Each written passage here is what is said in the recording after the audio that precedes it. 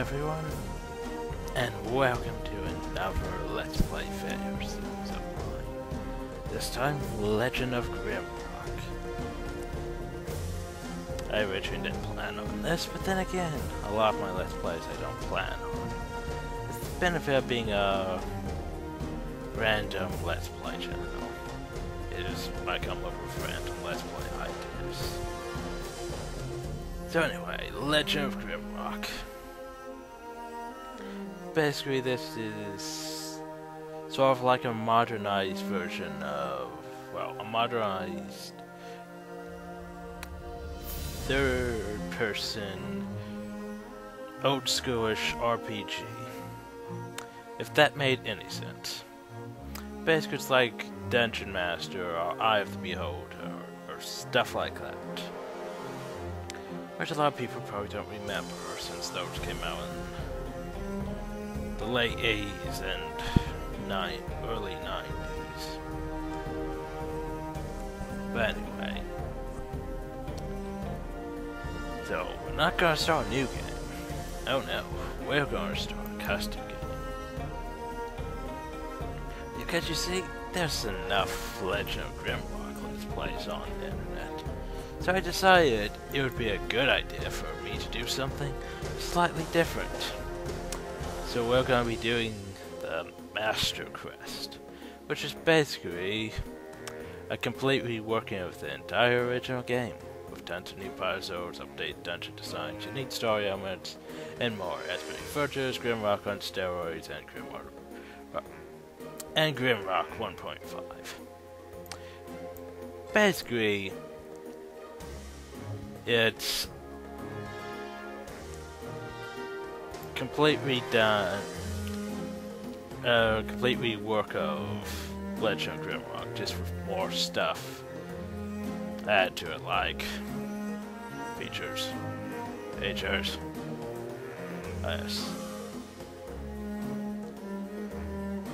There's more secrets. You can get more levels, there's more monsters. Like the original game had 71 secrets, this has 100. Stuff like that. There's also an action bar, which you probably won't be using. But anyway, let's begin. And then, of course, create characters. And we could import characters, but I haven't actually beat this. To be honest, I haven't actually done Legend of Grimrock myself. Well, I've tested it before recording it to make sure it worked right and all that. And I've watched a Let's Play of it before, but not like I'm going to remember where every secret or hidden item is or anything like that. Don't expect professional results or anything like that, because yeah, I'm not that good at these types of games. I've done, what was it? Eye of the Beholder before. Took me quite a while and a lot of saves got me to actually get through Eye of the Beholder. And a lot of looking up ways to do puzzles and all that. At times, anyway. And let's see. I tried Dungeon Master before. Besides the problem of constantly running into walls and hurting myself, I didn't really get too far. What I do know is this is more like Dungeon Master than Eye of the Beholder gameplay mechanic. Well, you'll see. Anyway, there's old school mode, which turns off automatically completely, and arm yourself with a stack of grid paper and pencils and prepare to get lost in the dungeons. Yeah, we're not using old school mode, because that would just be a bit more difficult than I really want to do for this Let's Play. Also, forewarning, if we do run into a puzzle that I can't solve, I will probably cut the video until I find it, or maybe even have to look it up.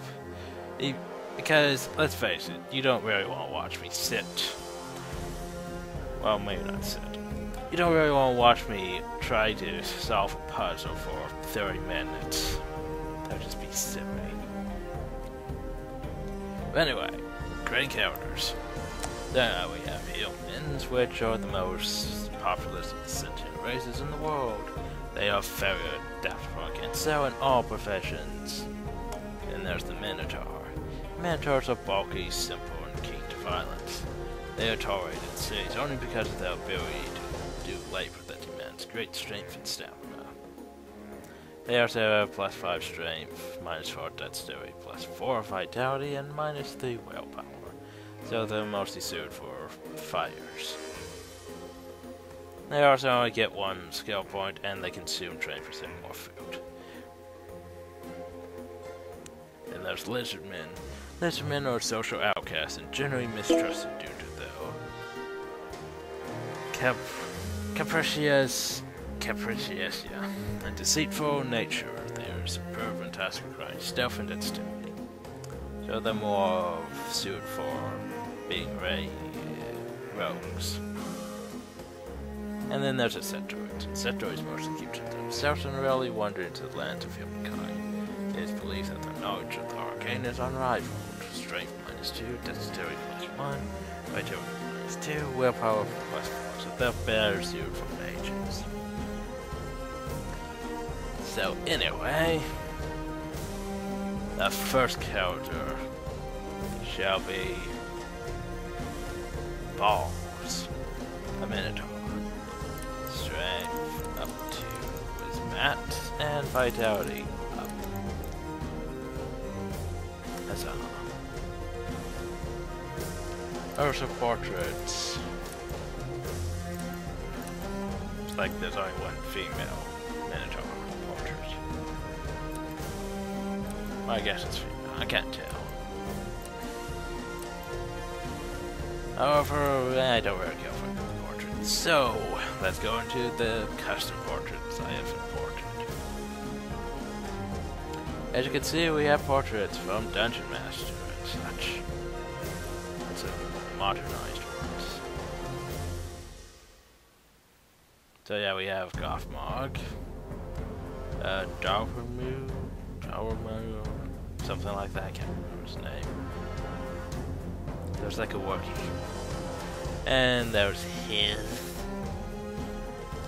Legend Man. And some other things I've imported from various things. Anyway, let's see what looks like a Minotaur. Oh yeah, we have several. But anyway, this isn't exactly a Minotaur, but I like it. Without Gothmog, but this one looked more beastly, so it would have to do for Minotaur. So anyway, let's see. We only have one trait, so we're just gonna toss in armor for now.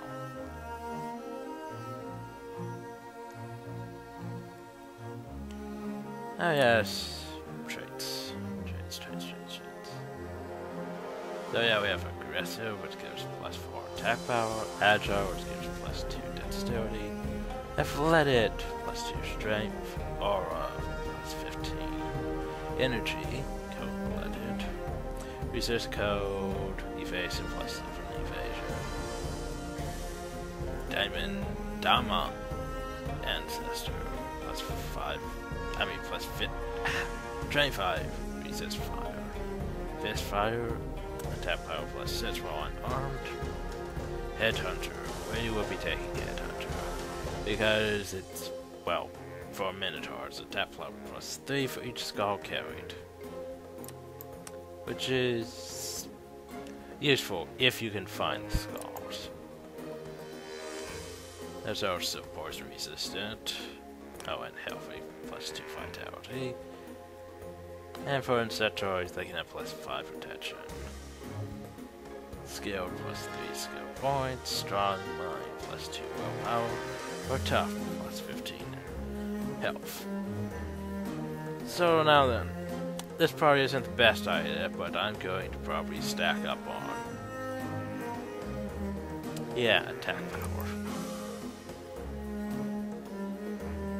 It'll probably bite me in the ass later on, but oh well. We also have another person. Mr. Geonfield himself. Let's see. He wanted to be either a lizardman or a insectoid and a fighter. Yeah, insectoids aren't really best for fighters though, so...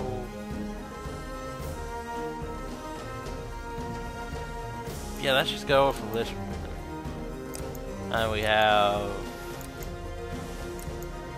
that really looked that good. So you know who we're going to go as for the lizardman. Yes. Oh yes, Mr. Geonfield shall be his. Because why not?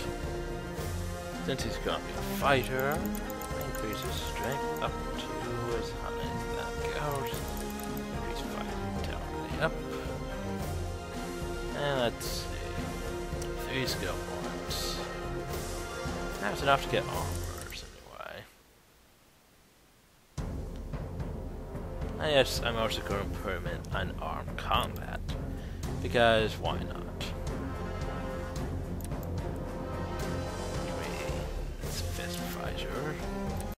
And I'm also not...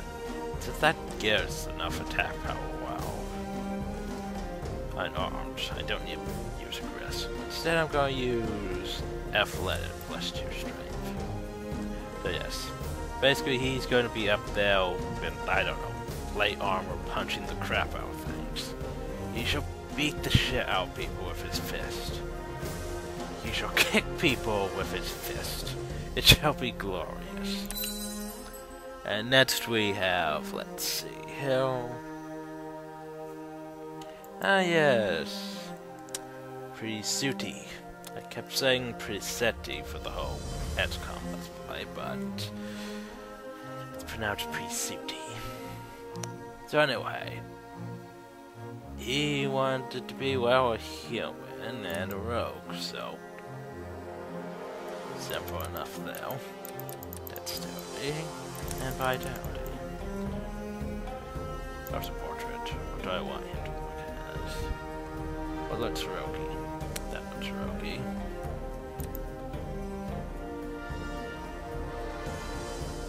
There's Gothmog. If I want to.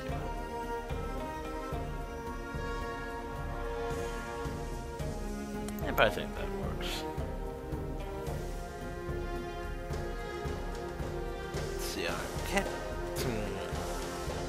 Can't really think of how to make my rogue. I sort of wanted to do assassination so they could basically attack with like daggers from the back row. But I decided that was probably a bad idea. It would take quite a while to get up to that for each attack and daggers and managing all that. So I decided I'd go with basically a mixture of missile weapons and dodge, probably.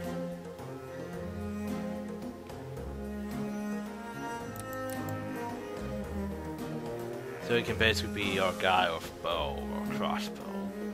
Simple. Yes. He should also be, let's see,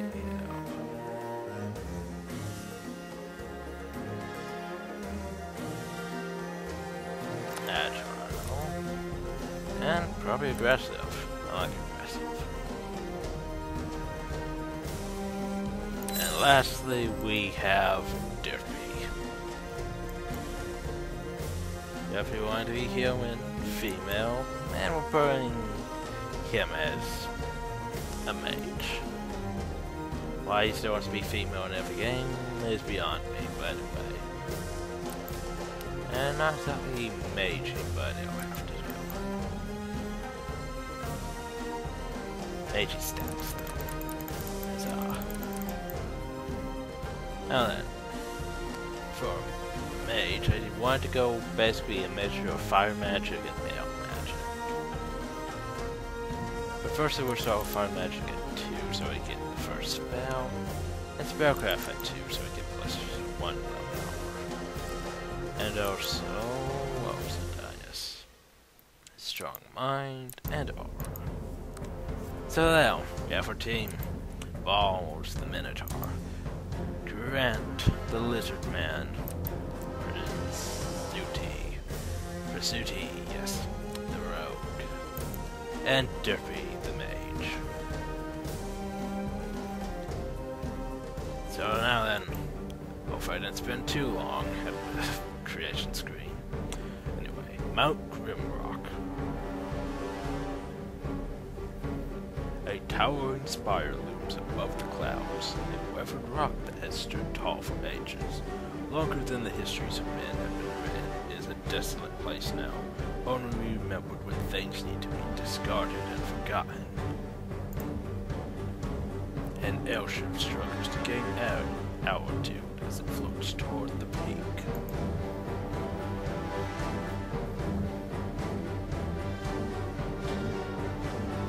Four prisoners bound by heavy chains emerge from the ship.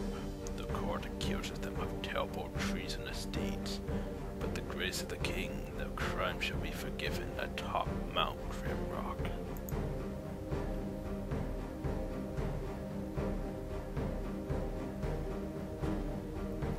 Final trials at hand. Numerous prisoners have received their pardons, yet none have returned to live their life in freedom. They are at the very top of the world, and below them only darkness and justice awaits.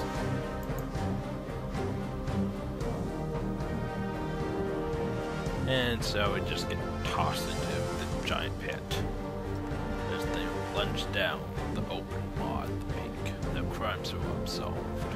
Everyone before them has perished in the guts of the mountain, but will you be able to lead them through the dark and into the freedom that awaits at the base of Mount Grimrock? Probably not. Probably not. Anyway, Legend of Grimrock, Master Crest. Huzzah.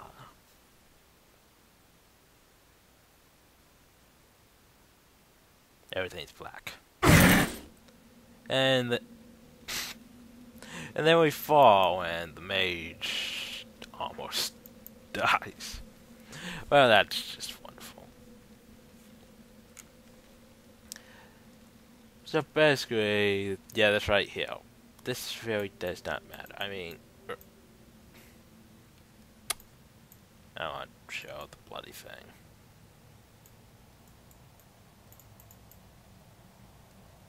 Okay, I can't remember how to show the thing.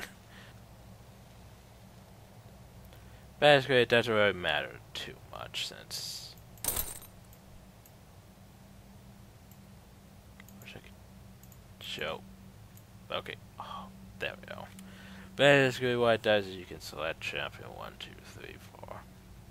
It basically allows you to switch weapons and drink health potions and such. It's basically a addition to the game that doesn't really matter too much.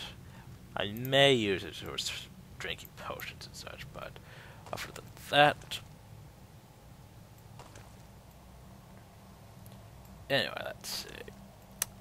Yes, we can look around with the right mouse button, which is nice. Let's get used to the movement. Okay, rotate to that button.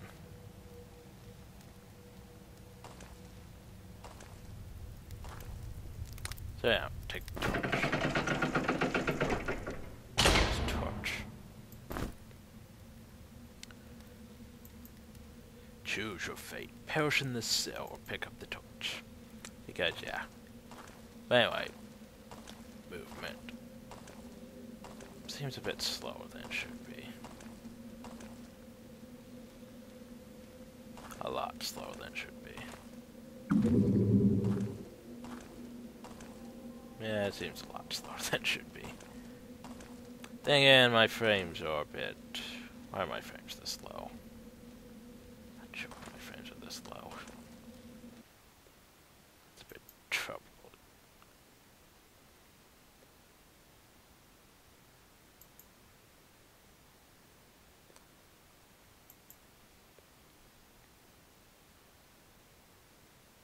And this would probably be bad, but oh well, I have to reduce the quality.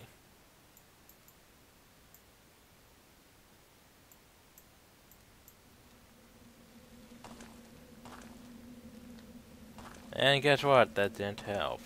Wonderful.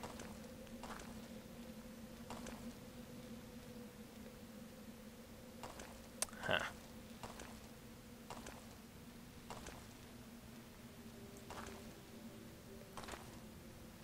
Everything looks like crap now, but...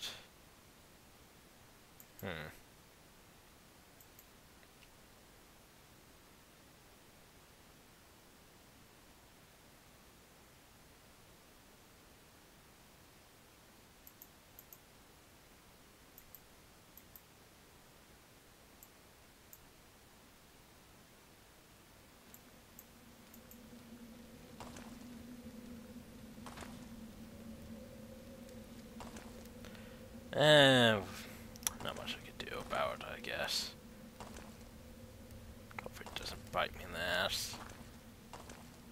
Feels a bit slow still, but anyway. Congratulations, we found Sandors.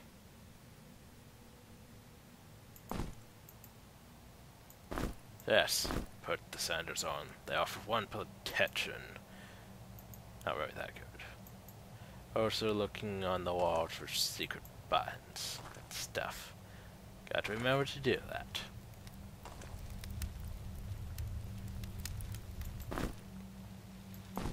Clear out torches, because torches.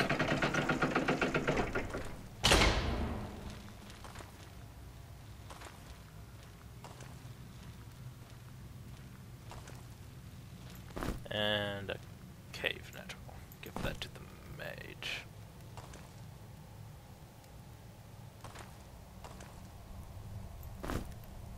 Yeah, I remember there being different stuff during the whole...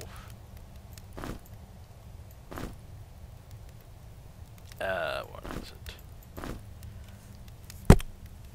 During the actual Legend of Grimrock. So, yeah, this changed things around a bit. Which isn't... I'm not sure who I want to be the torchbearer. Probably the mage, actually.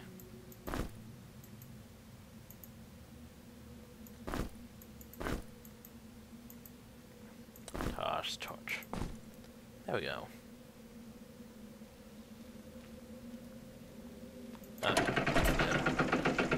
Lever. Okay.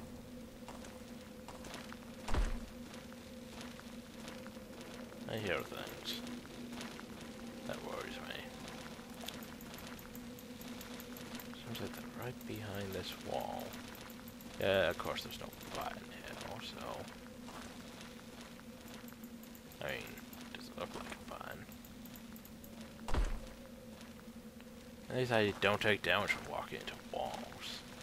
That was very annoying in Dungeon Master. Those are rocks. Rocks are throwing items. Also, a nice feature about this game is basically you can throw an item like so. Then you can walk over to it like so, and you pick it right up, which is nice. And it goes right to the person who threw it, which is also nice. Anyway, we have to use the rock here, sadly. Unless we leave the rock behind.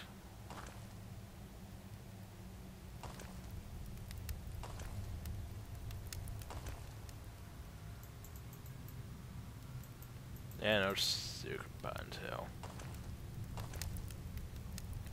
Buttons are a bit obvious to actually spot once you actually know what they look like, though. Like, for example... Oh, here's a key. Not a secret button.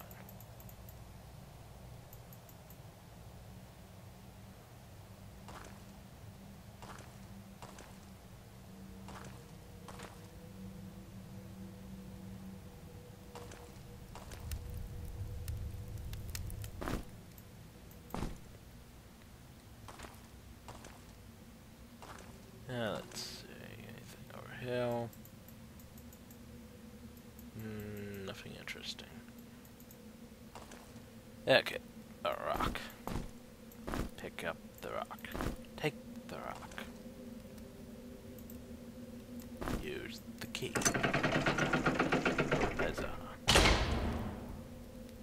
That one's probably gonna be a bit wonky, to be honest. Since, other than the keys are simple, like W, A, S, D, Q, and E to turn.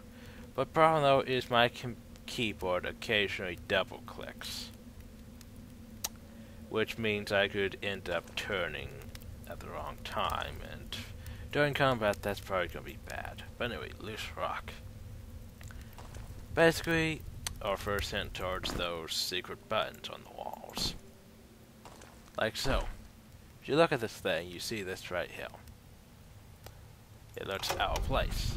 Thus we click it. And thus we run into the wall. Because it's not open yet. But anyway, we got the key. And no other secret buttons here, sadly.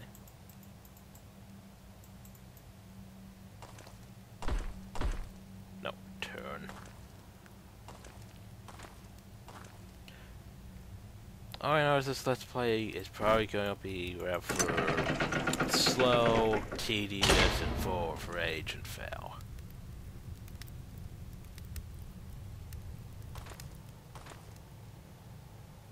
Hi. By the way, magic. Magic uses this rune system. And I already know the first spell.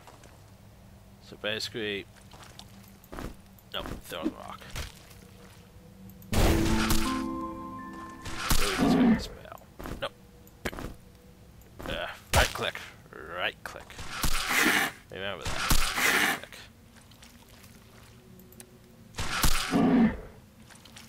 Frickin' snow's gonna kick my ass. Hell. Nope. Okay. Remember your keys, me. Remember your keys. There we go. Get my ass handed to me by his frickin' snail. And leather pants. Leather pants. And snow slice. Yay, snow slice. It basically is food. There, close. And we don't really have to pick up that rock because it automatically picks it up. Good. Another torch.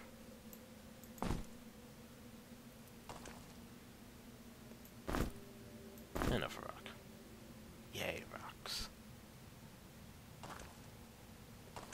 So yeah. Our first enemy, giant snail.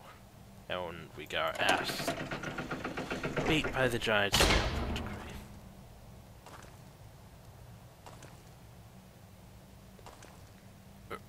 Turn. Keys. And a spell. A scroll of ice shards. Which requires ice magic 3. Thing is, I'm probably never actually going to use ice magic, to be honest. I mean, it's useful to have, but also, since this mod custom dungeon, I should say, and basically the ability to just read the scrolls, and it gives you, like, a stat point, like so. Gain no +1 willpower. Useful. However, we don't know the spell now, unless we remember that it's basically, or was it these two? Something like that. Anyway, close.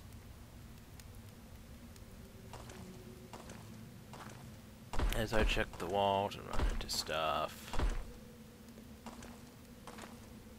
And there's a giant snail. Several giant snails. This could get bad.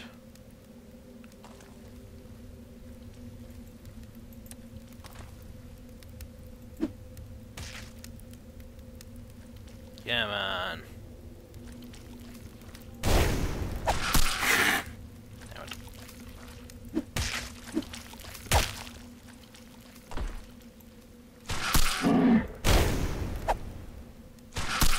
Run! Don't. Come at me. That'll do. And movement and combat's a bit wonky for me. Because I want to strafe, but I have to remember how to turn too. Oh, hi.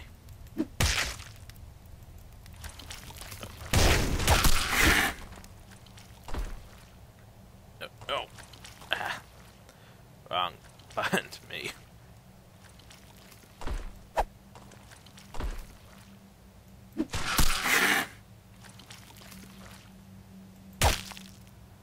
Maybe I should have changed these original strafe keys.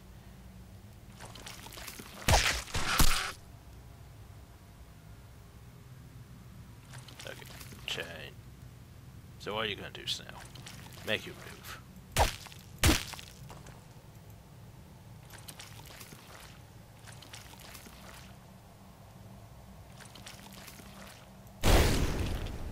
And congratulations, the Snail is burnt.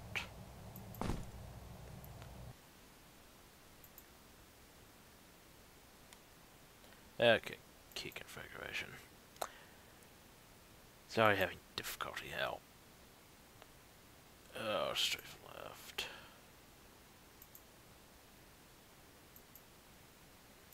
Now, maybe this will help me a bit. And this might help a bit. Feels less wonky anyway.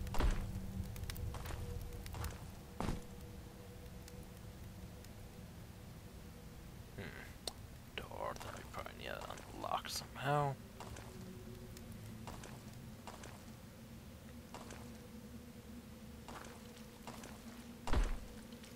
Turn. And mushroom. I think mushrooms might just be food. Probably. And a rock. Yay for a rock.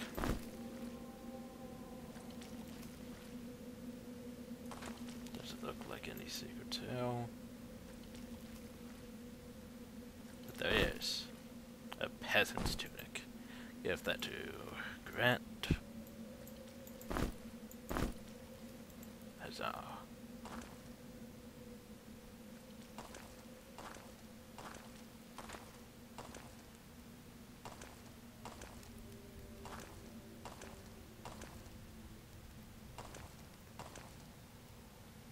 So yeah, we need a key.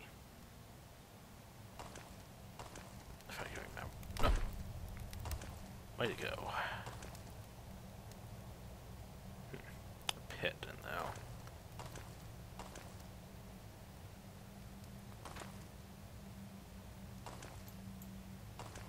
Pick up the boots. Yay, boots. It's in the center of Silver Hill. Huzzah. Like equipping my first row guys. Well, my front row guys firstly because, well, they're in the front. They're going to be taking the blunt of the damage. Also, we regenerate health and mana over time. Slowly, but surely. And some red. Wonderful. And I'm doing that whole double moving again. Lovely. Probably gonna end up doing that a lot during this series and probably gonna get me killed sometime, but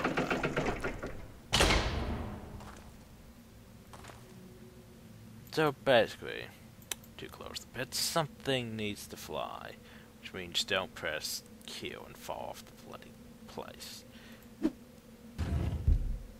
However, we also have to leave the rock there because it's a bad idea to take the rock and move forward.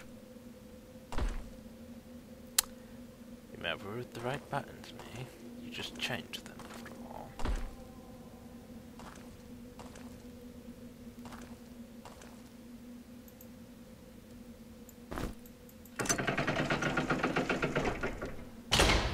That's ominous looking.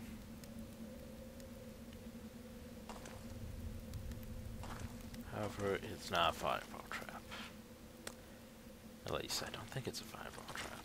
It shouldn't be a fireball trap. Now then we have this fun thing here. there's a pit trap.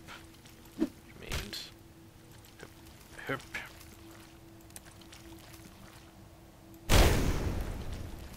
Remember how to move me.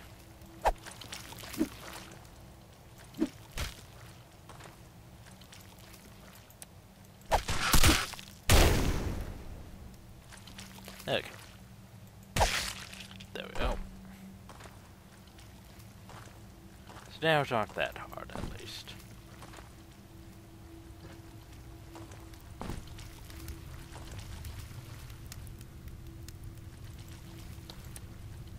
Casting spells is a bit difficult, so then you have to double click the thing.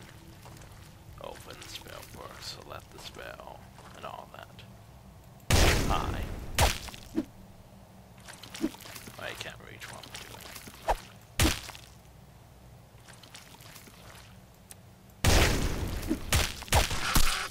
it. No, no. Sidestep me.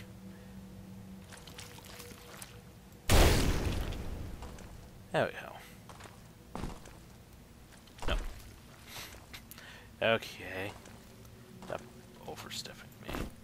Throwing knives, because we don't have a bloody bow or arrows yet, so might as well.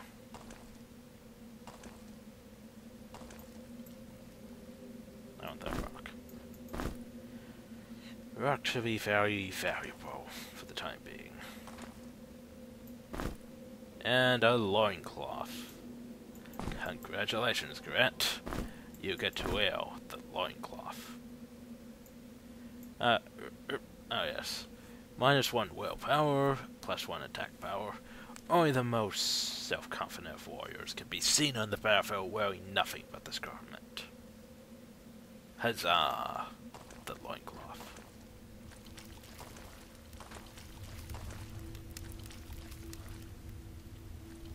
Now, ow. Well, that sucked a lot. Go on, punch.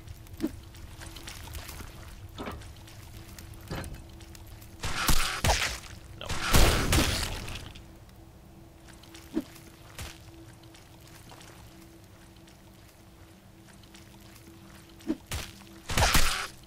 And knives also get stuck in the target, which is...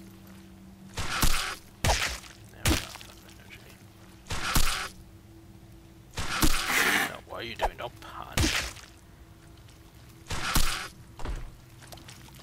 Okay, come on, focus. Target stretching. And all that. Oh, I'm having difficulties getting everything to work. I have difficulty between the whole turning and strafing, apparently.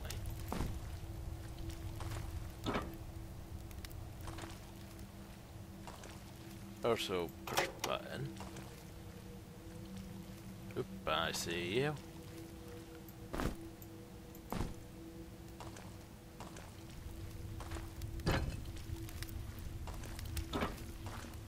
And then we should have... Push why I open that thing. I push the button. Going.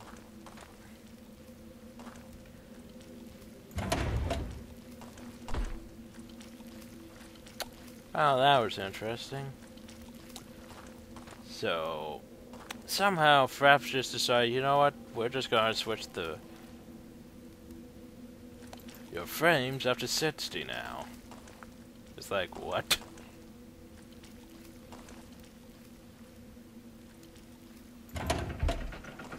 There we go. There's the snail. Which means this is gonna be a lot faster paced now. Which could be bad.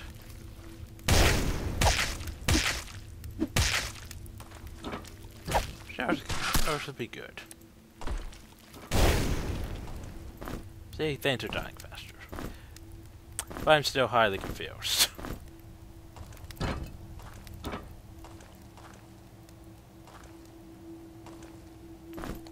Let's grow a poison cloud. Another spell we probably won't use. Oh, well. +1 vitality. And our torch is running low. Isn't there a torch nearby? There should be a torch nearby. And like that. Huzzah. But still, how the hell did that happen? I don't even know. Just suddenly 60 frames per second. Oh, now it's down to 30. Wonderful. Anyway. No torch.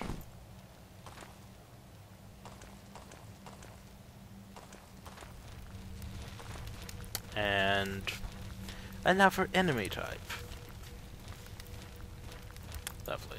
That's how long is this video going on for? I must check how long the video is going on for. Be right back.